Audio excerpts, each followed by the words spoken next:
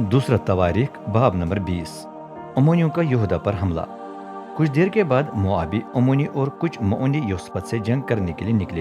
एक कासिद ने आकर बादशाह को इत्तला दी, मुल्क उदूम से एक बड़ी फौज आपसे लड़ने के लिए आ रही है। वो बहरे मुर्दार के दूसरे किनारे से बढ़ती बढ़ती इस वक्त हिस्सोन तिमर पहुंच चुकी है। हिस्सोन एन जदी का दूसरा नाम है। ये सुनकर योसपत घबरा गया। उसने रब से रहनुमाई मांगने का फैसला करके ऐलान किया कि तमाम यहूदा रोजा रखे। यहूदा के तमाम शहरों से लोग यरूशलेम आए ताकि मिलकर मदद के लिए रब से दुआ मांगे।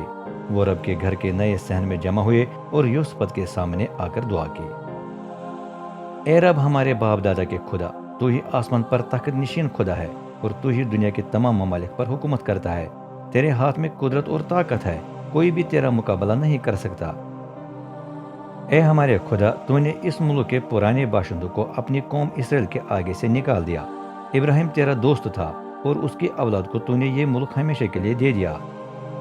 इसमें तेरी कौम आबाद हुई, तेरे नाम की ताज़ी में मुक़द्दस बनाकर उन्होंने कहा, जब भी आफत हम पर आए तो हम यहाँ तेरे हुजूर आ सकेंगे, चाहे जंग, वबा, काल या कोई और सज़ा हो। अगर हम उस वक्त इस घर के सामने खड़े होकर मदद के लिए तुझे पुकारें तो तू हमारी सुनकर हमें बचाएगा, क्योंकि इस इमारत पर तेरे ही नाम का ठप्पा लगा है।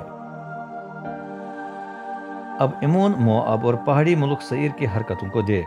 जब इसराइल मिस्र से निकला तो तूने उसे इन कौमों पर हमला करने और इनके इलाके में से गुजरने की इजाजत न दी। इसराइल को मुतबादिल रास्ता इख्तियार करना पड़ा, क्योंकि उसे इन्हें हलाक करने की इजाजत न मिली।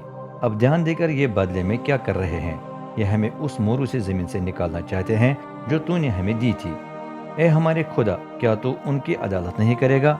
हम तो इस बड़ी फौज के मुकाबले में बेबस हैं। इसके हमले से बचने का रास्ता हमें नजर नहीं आता, लेकिन हमारी आंखें मदद के लिए तुझ पर लगी हैं। यहूदा के तमाम मर्द, औरतें और बच्चे वहां रब के हुजूर खड़े रहे। तब रब का रूह एक लावी बना में यजीएल पर नाजिल हुआ जब वो जमात के दरमियान खड़ा था। ये आदमी आसिफ के खानदान का था और उसका पूरा नाम यजीएल बिन जकरिया बिन बिनाया बिन यहयल बिन मतनिया था। उसने कहा, यहूदा और यरूशलेम के लोगों हैं, मेरी बात सुने। मेरे बादशाह, आप भी इस पर ध्यान दें। क्या तो रब फरमाता है कि डरो मत और इस बड़ी फौज को देखकर मत घबराना। ये बस है, क्योंकि ये जंग तुम्हारा नहीं बल्कि मेरा मामला है। नहीं आता कल उनके मुकाबले के लिए निकलो के लिए उस वक्त वो दर सीर से होकर तुम्हारी तरफ बढ़ रहे होंगे और तुम्हारा उनसे मुकाबला उस वादी के सिरे पर होगा। तो एक लावी बना जहाँ यरोएल का रेगिस्तान शुरू होता है, वो जमा, लेकिन तुम्हें लड़ने की जरूरत नहीं होगी। बस दुश्मन के आमने सामने खड़े होकर रुक जाओ और देखो कि रब किस तरह तुम्हें छुटकारा देगा।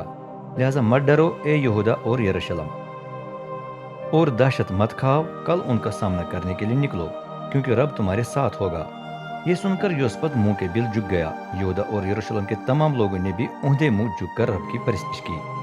फिर क्याहत और कोरा के खानदानों के कुछ लावी खड़े होकर बुलंद आवाज से रब इसराइल के खुदा की हमदोसना करने लगे। अम्मोनियों पर फतह। अगले दिन सुबह सवेरे यहूदा की फौज तकवा के रेगिस्तान के लिए रवाना हुई। निकलते वक्त योसपत ने उनके सामने खड़े होकर कहा, यहूदा और यरूशलेम के मर्दों, मेरी बात सुने। रब अपने खुदा पर भरोसा रखें तो आप कायम रहेंगे। उसके नबियों की बातों का यकीन करें तो आपको कामयाबी हासिल होगी।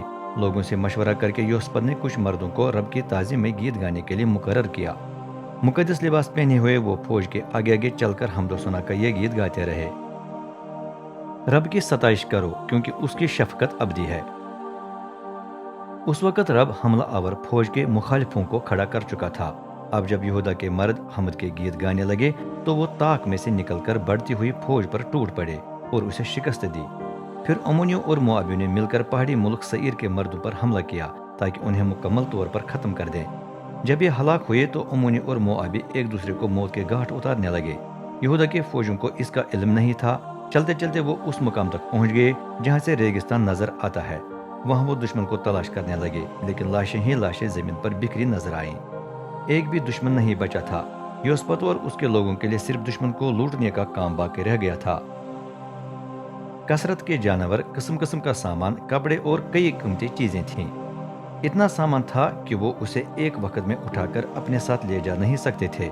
सारा माल जमा करने में 3 दिन लगे। चौथे दिन वो करीब की एक वादी में जमा हुए ताकि रब की तारीफ करें। उस वक्त से वादी का नाम तारीफ की वादी पड़ गया।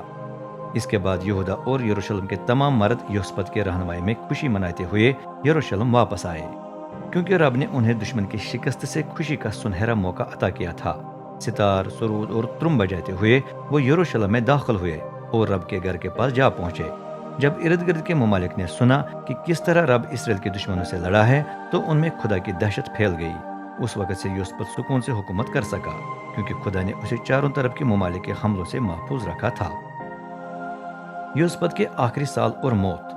یوسپت 35 سال کی عمر میں بادشاہ بنا اور وہ یروشلم میں رہ کر 25 سال حکومت کرتا رہا۔